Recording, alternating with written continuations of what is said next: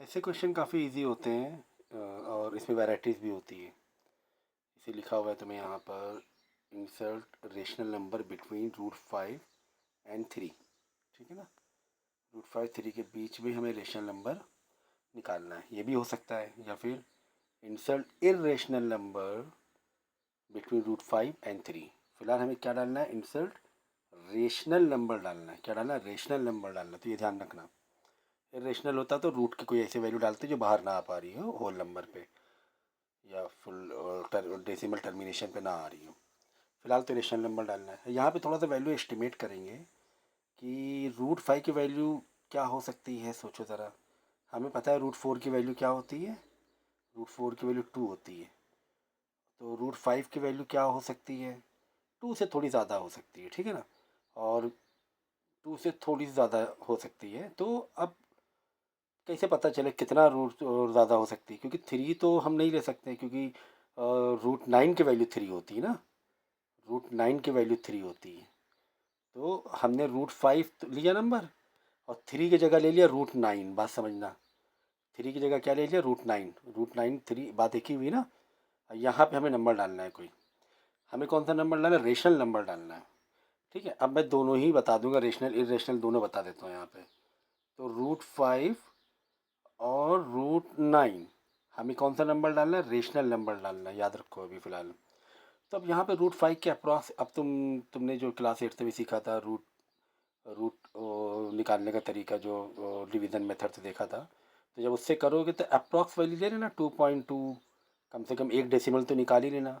तो अगर ये तुम्हें मेथड नहीं पता है सर वो √5 कैसे निकालते हैं, तो मुझसे आप लेक्चर मांग लेना। तो कोई भी रूट जो होल नंबर वाले नहीं होते हैं, परफेक्ट स्क्वायर, तो कैसे निकाले जाते हैं उसका मैं लेक्चर दे दूँगा। एक लॉन्ग डिवीज़न मेथड से किया जाता है वो। तो ये 2.2 बस एक डेसिमल लेना काफ़ी है।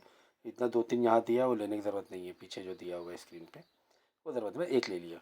और इधर क्या है, 3 है, √9 में 3 समझो 3 है।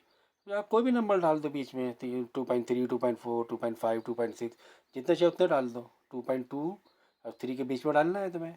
ठीक है, 2.2 हमने लिया, और डेसिमल आगे बढ़ाने की ज़रूरत नहीं है, इतना काफ़ी है कि दूसरा वाला 3 है ना, तो मालूम पड़ जाएगा। तो 2.3 ले लो, 2.4 ले लो, 2.5, जितना चाहे उतने ले सकते हो। ठीक है ना, ये तो हो गया रेशनल नंबर डालना। क्या हो गया, रेशनल। अब इरेशनल बता दे रहा हूँ मैं। तो √5 इरेशनल के लिए 3 को √9 लेना ज़रूरी है। ठीक है, ये लो, √9 ले लो, और √5 √9 के बीच में हमें क्या डालना है, इरेशनल नंबर डालना है। और रेशनल है, इरेशनल डालना है। कौन सा नंबर डालना है, इरेशनल, याद रखो। हाँ, अभी मैंने रेशनल बताया था, अब इरेशनल। तो इरेशनल नंबर में ऐसा रूट का कोई, अब √5 है और 3 को हमने ले लिया √9।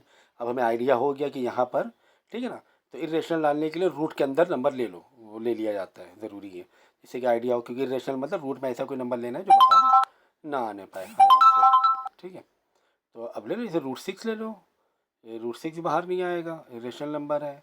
√7 है, ये भी बाहर नहीं आएगा। ठीक है ना, ये इरेशनल नंबर है, ये बाहर मतलब आपका वो टर्मिनेशन या रिकरिंग या टर्मिनेटेड डेसिमल, मैंने इरेशनल नंबर मतलब बता दिया पिछले लेक्चर में। वैसे नहीं आएगा इसमें, डेसिमल नॉन टर्मिनेटिंग होंगे और रिकरिंग भी नहीं होंगे। तो लो 2 नंबर इस तरह इरेशनल नंबर डाल दिया आपने। ओके, बहुत सारे डाल सकते हो, और बहुत सारे हैं सर, अब क्या करें, 4-5 डाल लें, इसमें नंबर इतने गैप मिल ही रह रहा है सर। तो अरे भाई 6.5 डाल दो, ले लो, है ना, 7.2 डाल दो, कुछ भी डाल दो अंदर।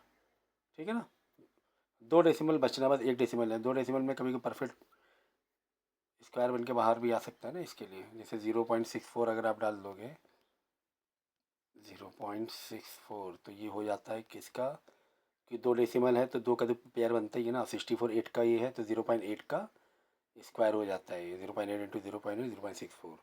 तो 2 डेसिमल ले, मतलब बचना जरा, है ना।